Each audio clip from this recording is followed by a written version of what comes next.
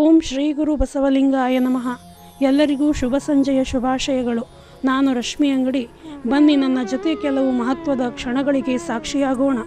ಇಲ್ಲಿ ನಾನು ಪರಿಚಯಿಸುತ್ತಿರುವ ಮಹಾಚೇತನ ಬೇರೆ ಯಾರೂ ಅಲ್ಲ, ನಮ್ಮ ಸಂಸ್ಥೆಯ ಸಂಸ್ಥಾಪಕ ಸಂಪದರಾದ ಪರಮಪೂಜ್ಯ ತ್ರಿವಿಧ ದಾಸೋಹಿ ಡಾಕ್ಟರ್ ತೋಂಟದ ಸಿದ್ಧಲಿಂಗ ಮಹಾಸ್ವಾಮಿಗಳು.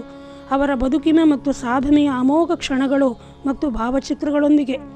ಈ ಜಗತ್ತಿನಲ್ಲಿ ನಾವು ಹಾಗೆ ಸುಮ್ಮನೆ ಬಂದವರಲ್ಲ. ಏನಾದರೊಂದು ಕಾರ್ಯನಿಮಿತ್ತ ನಮ್ಮ ಜನನವಾಗಿರುತ್ತದೆ.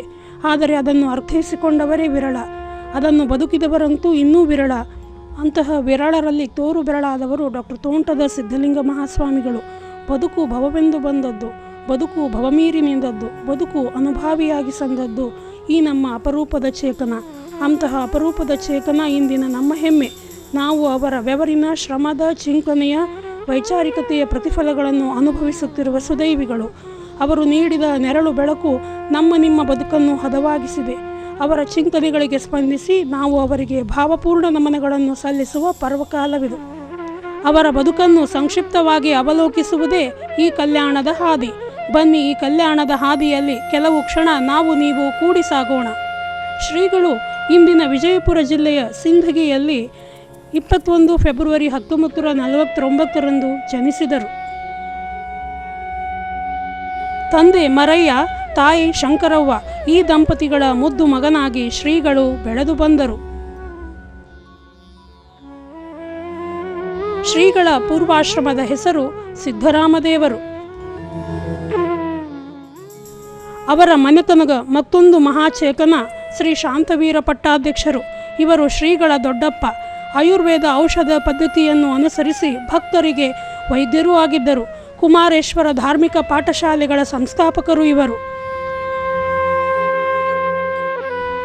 ಬಾಲ್ಯದಲ್ಲಿ ಸೌಮ್ಯ, ಸರಳ ಮತ್ತು ಅಂತರ್ಮುಖಿಯಾಗಿದ್ದರು ಶ್ರೀಗಳು.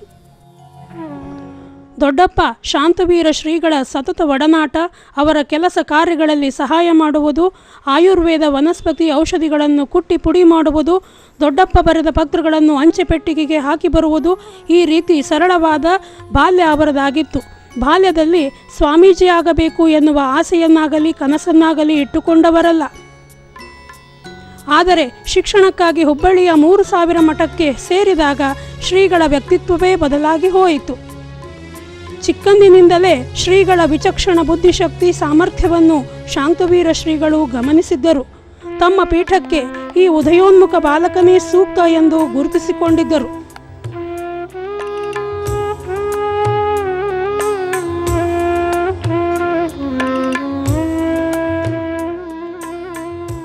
ಹುಬ್ಬಳ್ಳಿಯ ಗಂಗಾಧರ ಹೈಸ್ಕೂಲಿನಲ್ಲಿ ಮಾಧ್ಯಮಿಕ ಶಿಕ್ಷಣದ ನಂತರ ಕಾಡಸಿದ್ದೇಶ್ವರ ಮಹಾವಿದ್ಯಾಲಯದಲ್ಲಿ PUC ಮತ್ತು BA ಪದವಿಯನ್ನು ಪಡೆದರು. ಮುಂದೆ ಕನ್ನಡ ವಿಷಯವನ್ನು ಜೊತೆಗೆ ಜಾನಪದ ವಿಷಯವನ್ನು ಆಯ್ಕೆ ಮಾಡಿಕೊಂಡು ಓದಿನ ಜೊತೆಗೆ ಪರಂಜ್ಯೋತಿ ಎನ್ನುವ ಪತ್ರಿಕೆಯ ಸಂಪಾದಕರಾಗಿ ಕಾರ್ಯನಿರ್ವಹಿಸಿದರು. ಪ್ರಿಂಟಿಗಾಗಿ ಅಕ್ಷರ ಜೋಡಣೆ, ಪ್ರೂಫ್ ತಿದ್ದುವುದು, ಲೇಖನಗಳ ಆಯ್ಕೆ ಇಂತಹ ಕಾರ್ಯಗಳು ಅವರಲ್ಲಿ ಸಾಹಿತ್ಯ, ರಾಜಕೀಯ, ಧರ್ಮ ಇನ್ನಿತರ ಜ್ವಲಂತ ಸಮಸ್ಯೆಗಳನ್ನು ಹದವಾಗಿ ಅರಿಯಲು ಸಹಾಯ ಮಾಡಿದವು. ಶ್ರೀಗಳಿಗೆ ಪುಸ್ತಕದ ಗೀಳು ಎಷ್ಟು ಎಂದರೆ, ಮಾರುಕಟ್ಟೆಗೆ ಬಂದ ಹೊಸ ಪುಸ್ತಕಗಳ ಸುದ್ದಿಯನ್ನು ತಿಳಿದ ತಕ್ಷಣ ಅವುಗಳನ್ನು ಕೊಂಡು ಓದಿದಾಗಲೇ ಅವರಿಗೆ ಸಮಾಧಾನ. ಅವರೊಬ್ಬ ಅಪರೂಪದ ಅಪೂರ್ವ ಪುಸ್ತಕ ಪ್ರೇಮಿಯಾಗಿದ್ದರು. ಅದೇ ಅವರ ಬಹುಮುಖ ವ್ಯಕ್ತಿತ್ವದ ಹಿಂದಿನ ಶಕ್ತಿ ಎಂದರೆ ತಪ್ಪಲ್ಲ.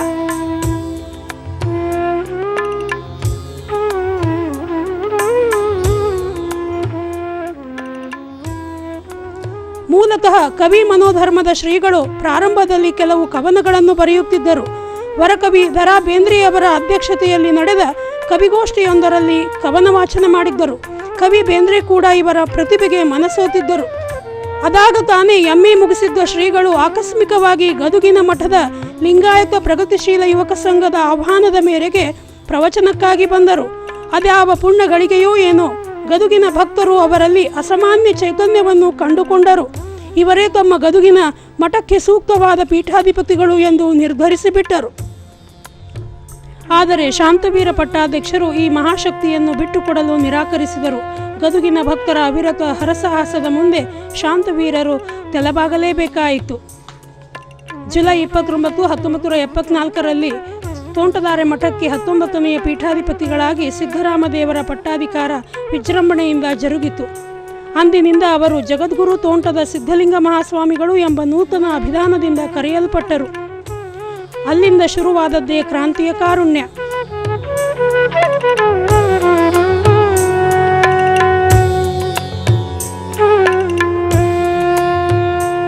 ಡಂಬಳದ ನೆಲದಲ್ಲಿ ರೈತನಾಗಿ ದುಡಿದರು.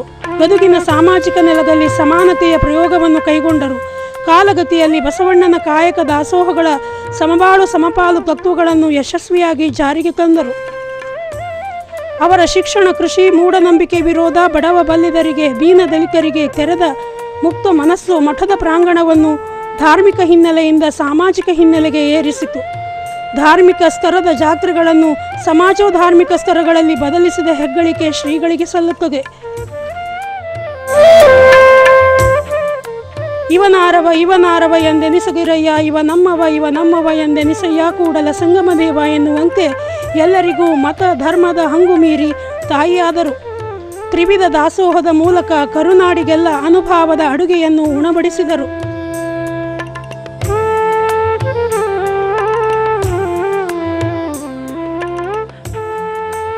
ದೂರದೃಷ್ಟಿಯ ಶ್ರೀಗಳು 1976ರಲ್ಲಿ ಉತ್ತರ ಕರ್ನಾಟಕದ ಬಡವ ಬಲ್ಲಿದರಿಗೆಲ್ಲ ಸಮಾನ ಶಿಕ್ಷಣ ದೊರಕಿಸಿಕೊಡುವ ಮಹದೋದ್ದೇಶದಿಂದ ಜಗದ್ಗುರು ತೋಂಟದಾರ್ಯ ವಿದ್ಯಾಪೀಠ ಸ್ಥಾಪನೆ ಮಾಡಿದರು. ಶಿವಾನುಭವದ ಪರಿಭಾಷೆಯನ್ನು ವಿಶಾಲ ಪರಿಧಿಯಲ್ಲಿ ತಂದು ಹೊಸ ಭಾಷ್ಯವನ್ನೇ ಬರೆದರು. ಇಂದು ಶಿವಾನುಭವ ದಾಖಲೆಯ ಶಿಖರವನ್ನು ಮೀರಿ ಮುನ್ನುಗ್ಗುತ್ತಿದೆ.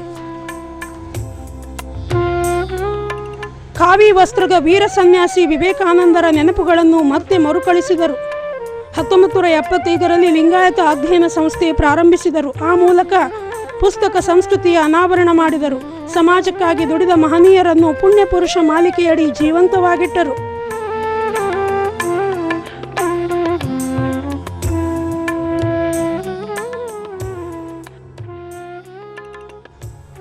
ಸುಮಾರು 150ಕ್ಕೂ ಹೆಚ್ಚು ಶಿಕ್ಷಣ ಸಂಸ್ಥೆಗಳನ್ನು ಕಟ್ಟಿ ಬೆಳೆಸುವಲ್ಲಿ ಕಾರ್ಯದರ್ಶಿಗಳಾಗಿ ಶ್ರೀಗಳ ಹೆಗಲಿಗೆ ಹೆಗಲಾಗಿ ಪ್ರೊಫೆಸರ್ ಎಸ್ ಪಟ್ಟಣಶೆಟ್ಟಿ ಅವರು ಸಂಸ್ಥೆಯನ್ನು ಬಾನೆತ್ತರಕ್ಕೆ ಬೆಳೆಸಿದರು.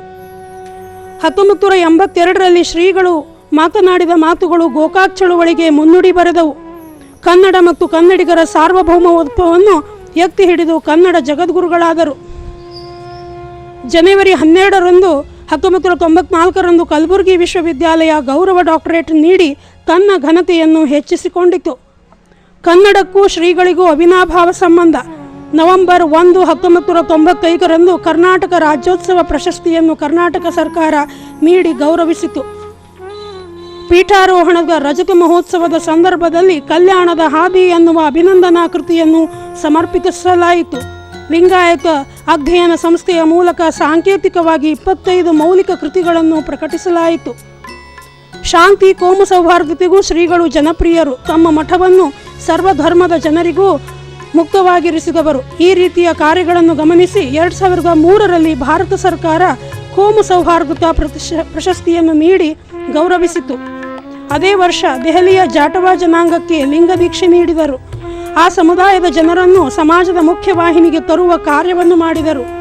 2010ರಲ್ಲಿ ಗದುಗಿನಲ್ಲಿ ಬೇರೂರ ಬಯಸಿದ್ದ ಪೋಸ್ಕೋ ಕಂಪನಿಯ ವಿರುದ್ಧ ಹೋರಾಡಿ ಅಲ್ಲಿನ ಪರಿಸರ ರಕ್ಷಣೆಯಲ್ಲಿ ಬಹುಮುಖ್ಯ ಪಾತ್ರವನ್ನು ವಹಿಸಿದರು.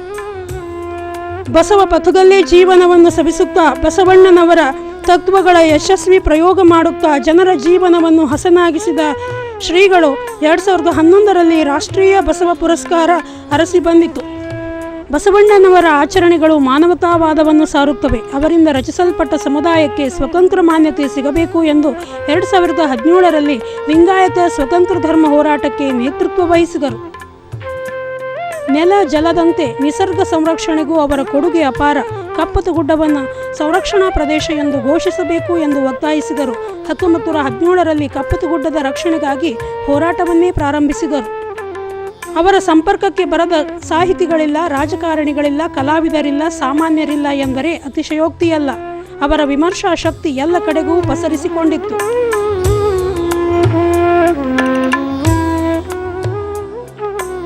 ಇನ್ನೂ ಅನೇಕ ವಿಚಾರ, ಸಾಹಿತ್ಯ, ಸತ್ಯ, ಸಂಶೋಧನೆಗೆ ಅವರಿಂದ ಚಾಲನೆ ದೊರೆಯಬೇಕಿತ್ತು. ಆದರೆ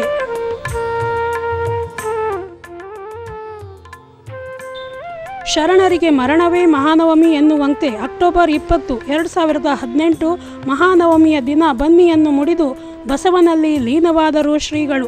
ಹರಿಹರ ಹೇಳುವಂತೆ ಪುರದ ಪುಣ್ಯಂ ಪುರುಷರೂಪಿಂದೆ ಹೋಗುತ್ತಿದೆ ಎನ್ನುವಂತೆ ನಾಡಿನ ಪುಣ್ಯ ಮರೆಯಾಯಿತು. ಕರುನಾಡು ಅಕ್ಷರಶಃ ಬಡವಾಯಿತು.